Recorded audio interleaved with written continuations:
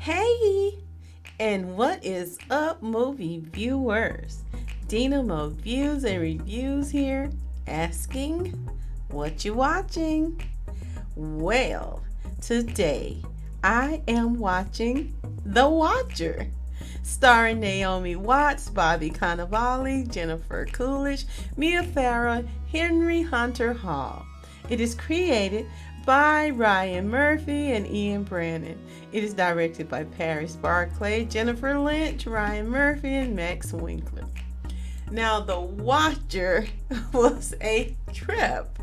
The Watcher opens with an idyllic family of four going to look at an open house that they saw on the internet.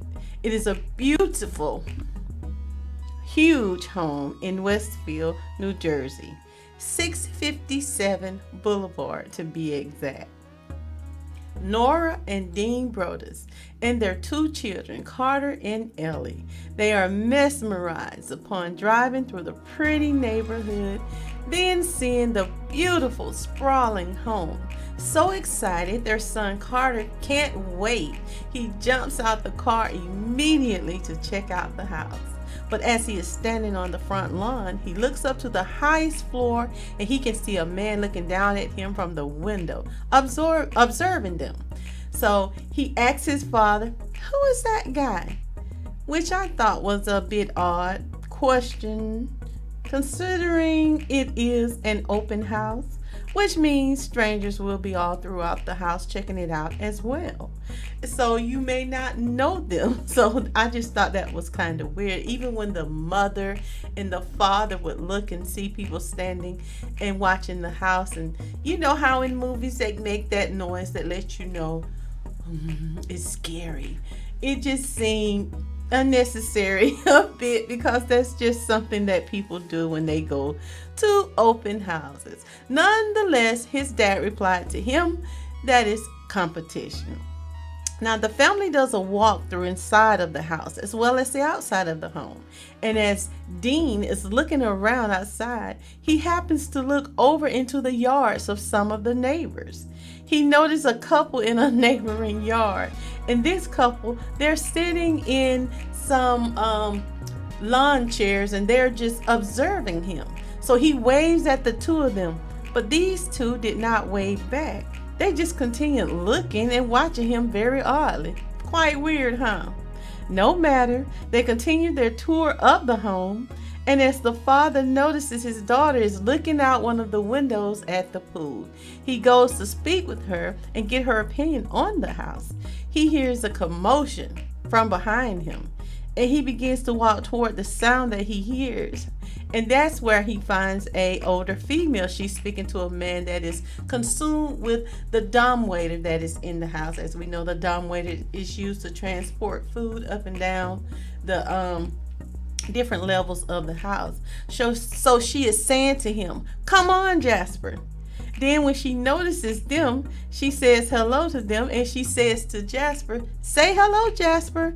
And as they walk toward the two of them, this weird guy, Jasper, tells them, "Did you know a baby skeleton has 100 more bones than an adult skeleton?" Just weird for no reason. But he might be a little slow. Now, the older lady is played by Mia Farrow, and she introduces herself to them and informs them that she is a neighbor and the president of the local preservation society, and she is also Jasper's sister, the guy that is obsessed with the dumbwaiter. She tells them it is a lovely house and that the dumbwaiter is a national treasure. She's another weird neighbor. It is clear that Nora and Dean are impressed by the home, but their teenage daughter has her reservations because she does not want to leave her friends in the city. Teenagers. Can't live with them, don't want to live without them. Anyway, the father wants to have a better life for his family, which is understandable. But Nora continues to check out the house on her own, and as she is walking through, she notices the realtor, who asks her to sign in as she greets her. But Nora recognizes her as an old college friend. Now, This realtor woman is a real trip. Her name is Karen, and she is played by Jennifer Coolidge. Jennifer Coolidge is so funny to me. She just has that look, and in every movie I've seen her, she's funny. No matter what character she played, she has this sarcastic but insulting tone when she speaks, and it just tickles me. But anyway, she is just another weird character in the movie. She is really a Karen. She got the right name. But Dean approaches the realtor Karen and lets her know he wants to put an offer on the house, surprising Nora as well. But Karen lets him know there are two other offers on it, and he just has to go over the asking price. Dean really wants this house, even though he can't afford it. But he is willing to do whatever it takes to get this house, including paying a big down payment. That means using all their stock, their IRA, what's in savings to put a big down payment. This way they wouldn't have to take out a jumbo loan.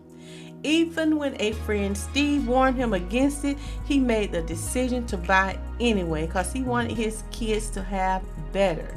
He wanted them to have their own room, a yard big enough to play in, and good school to attend. He said he would do whatever it takes to get the house, and that is exactly what he did because he wound up getting it.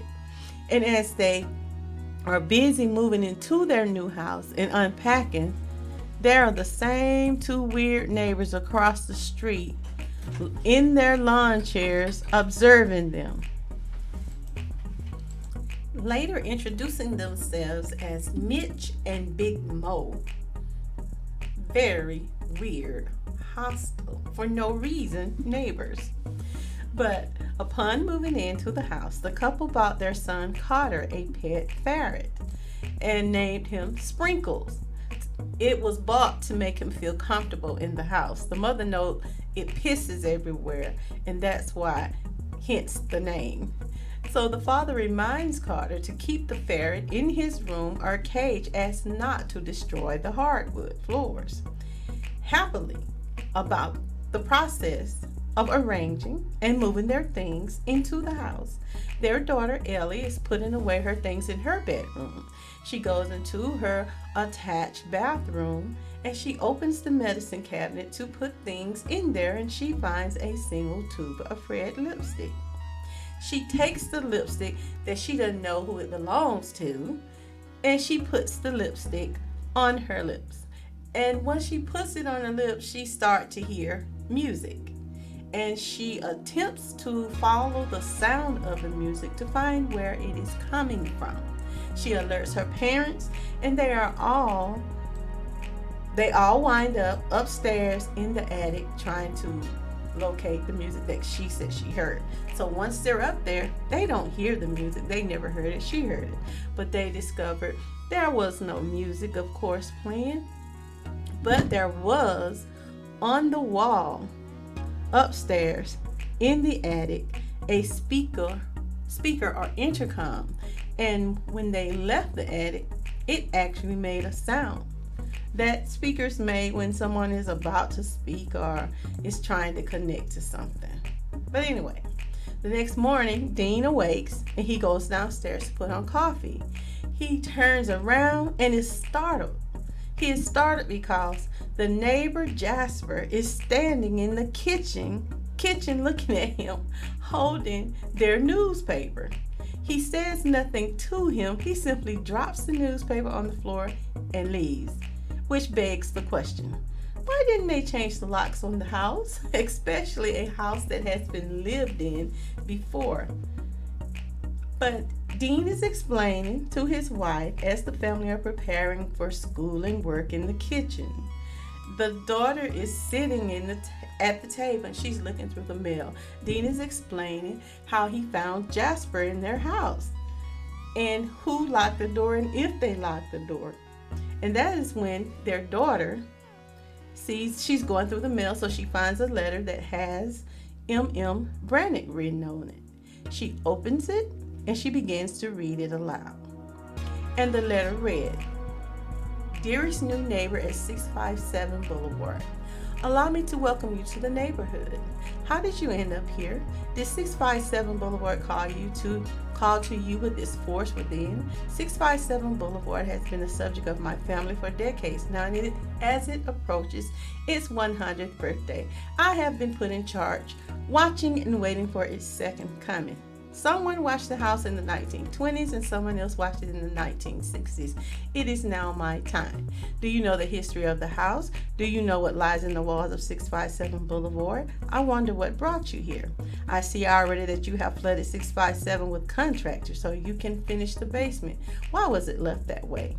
It might not threaten you yet, but it will. What else didn't they tell you? You have 2 children. I have seen them.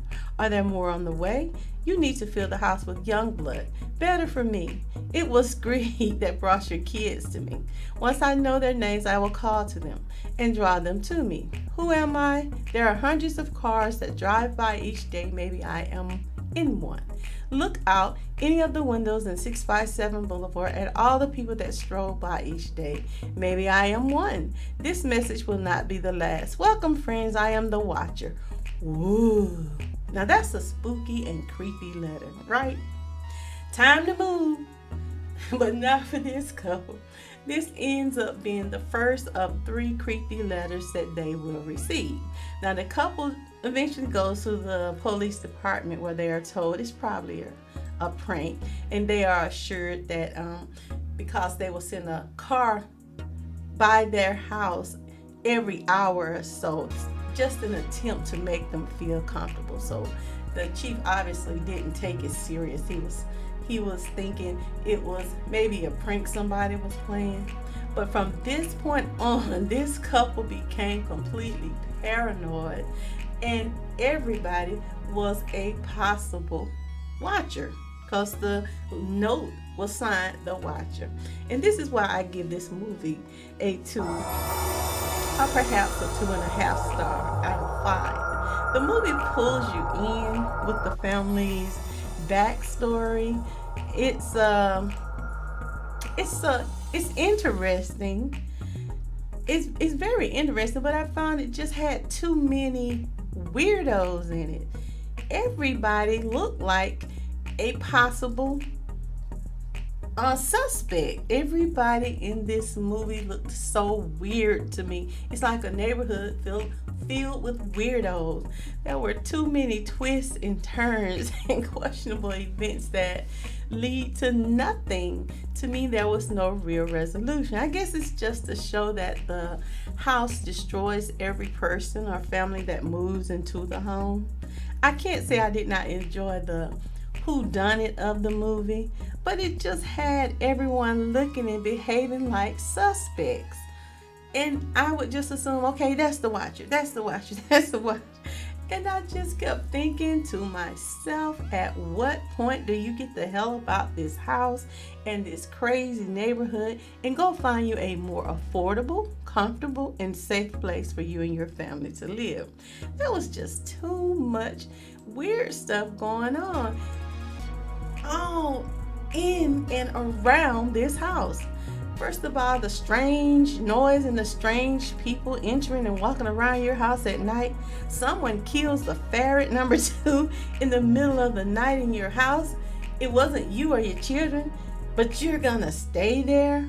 And then you're finding this weird dude jaspering your dumbwaiter with no idea of how he got into your house. Then there's a strange woman filmed in your bedroom, in the bed with you, but you are not aware she's there and you don't even see her. I mean, there were so many things to me that they didn't go into details as to explaining. And then the security company you hired, he secretly installs a camera in your bedroom without your knowledge. And then he's attempting to date your underage daughter. You find a secret tunnel in your basement that's clearly going to others' houses around you. All of the weirdo neighbors surrounding you that hate your gut for apparently no reason. And you keep seeing all of them watching your home. And let's not leave out that weirdo private detective that lied to them about being involved in some of these events. I just felt the movie, although it was interesting, was pulling you into too many different directions. Now, like I said, I love suspense and I love movie drama, but in this case, I was thinking, come on, people. You're just doing too much. There's just too much going on. At what point does the homeowner simply walk away and say, enough, I've had enough? Sell, sell, sell. Watching a similar movie about these events that happened at that so-called address, the ordeal that the actual people suffered, because there was an actual couple. They ended up not moving in the house when they got the letter. The people that this movie was made about, they didn't move into that house. They rented it and eventually sold the home, and they exposed to the tenants what and why they didn't, and all about the letter. And that was a very good thing to do. Although several details from the real events that actually happened were told in this show, the movie greatly embellished and actually added events that did not occur. I guess this was to make the movie more interesting. The watcher or writer of the letters has never been found. They had suspects, but no one ever revealed who the watcher was or is, or why they did what they did. The person has never been identified as to this day. Now, The Watcher is rated TVMA, and if you would like to check out The Watcher, you most certainly can, because it is now streaming on Netflix. Once you have watched it, let me know how you would rate it on a scale of 1 to 5. If you have not already, be sure to subscribe to this channel and be sure to check out my other channel, Discussions with Dena, where I discuss current topics, events, and concerns to me and you. It is on YouTube, but you can listen on Spotify, Apple Podcasts, or anywhere you get your podcasts. This has been Dena Movie Views. Join me for my next movie review and recommendation. And please remember, it's my view. Now, what you watching?